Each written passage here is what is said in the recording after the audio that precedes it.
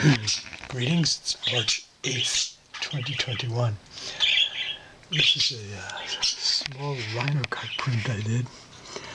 It looks like it's hand-colored with kind of orange and green colored pencils. Looks like it's a portrait of a man.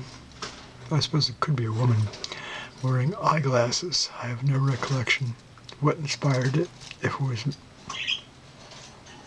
to be of someone I knew in particular, or anyone in particular.